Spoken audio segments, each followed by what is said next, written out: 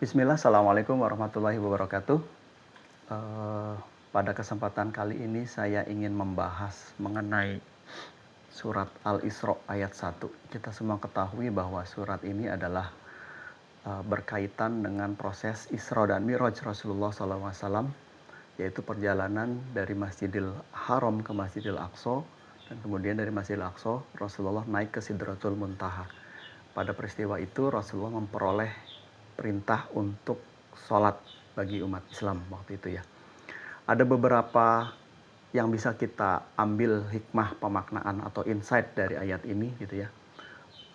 Di antaranya adalah uh, di kejadian ini dari dari Masjidil Haram ke Masjidil Aqsa, kemudian ke Sidratul Muntaha, dan itu dalam satu malam gitu. Dari situ saja kita bisa lihat bahwa dari kacamata logika manusia itu sesuatu yang tidak mungkin gitu ya. Sangat-sangat tidak mungkin.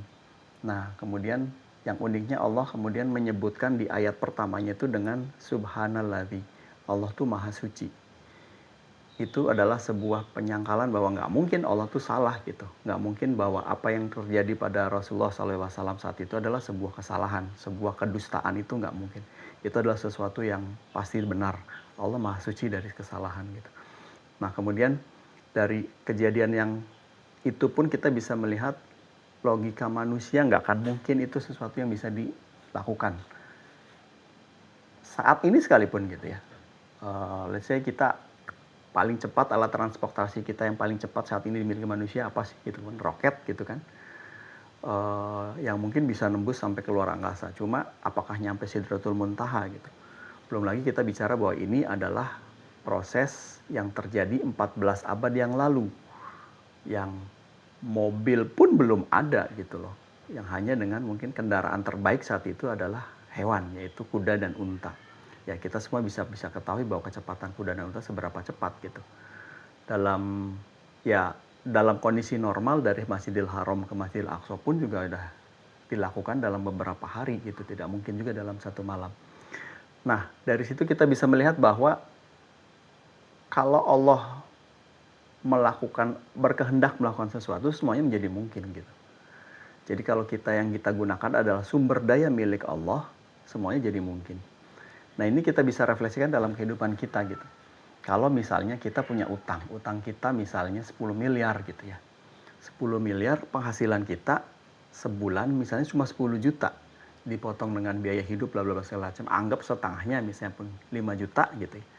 Dengan nyicil 5 juta dari ke 10 miliar menjadi 5 juta per bulan, itu mau berapa tahun itu akan lunas gitu. Logika manusia nggak akan ketemu gitu. Nah, cuma itu dari ayat ini kita diingatkan bahwa kalau Allah yang berkehendak, yang tadinya sekian tahun itu sama Allah sangat mungkin itu kemudian bisa beres dalam hitungan hari atau mungkin hitungan beberapa bulan saja, atau bahkan hitungan jam, hitungan detik. Mungkin nggak, sangat mungkin gitu. Nah, di sini ayat ini mengajarkan kepada kita bahwa kita tidak bergantung pada resource kita sendiri gitu. Allah mengajak kita untuk ayo gunakan resource Allah gitu. Kalau Allah sudah memberikan resource-nya, sudah memberikan sumber dayanya sedemikian rupa, segala kesulitan-kesulitan kita itu sangat mungkin untuk diselesaikan oleh Allah gitu. Ini sebuah refleksi yang sangat dalam bagi saya pribadi gitu ya. Terkadang kita menemukan situasi-situasi yang memang waduh kok berat gitu ya. Kok kayaknya sulit gitu, seperti itu, yang mungkin ya setiap orang punya masalah. Ya, saya sendiri dengan ayat ini kemudian diingatkan, kita nggak bisa untuk ngeberesin itu sendiri gitu. Guru kita gitu ya, Agim juga pernah menyampaikan, sampai sekarang saya masih ingat dulu sekali itu ya, mungkin lebih dari 20 tahun yang lalu menyampaikan itu. Allah memberikan masalah itu bukan untuk kita selesaikan. Karena ya kalau Allah juga tahu bahwa kita mah sumber dayanya sehebat apa sih kita gitu loh. Allah justru memberikan masalah itu untuk mengajak kita untuk kembali sujud kepada Allah Subhanahu wa taala, untuk kembali meminta kepada Allah Subhanahu wa taala, untuk kita kembali lagi kepada Allah Subhanahu wa taala. Dengan itu Allah bisa jadi dengan masalah-masalah kita tuh Allah tuh kangen. Allah rindu pada doa kita, munajat kita, ya Allah, bantuin saya nggak bisa apa-apa, mungkin seperti itu. Bisa jadi kita diberikan masalah itu juga karena selama ini kita memang terlalu sombong, terlalu menganggap bahwa diri kita mampu melakukan ini, melakukan itu, dan seterusnya gitu. Kemudian Allah mengingatkan kita, ayo nih coba beresin kalau memang kamu memang mampu gitu. Allah hanya memberikan sedikit saja masalah ke kehidupan kita, ingat ya, sedikit sekali.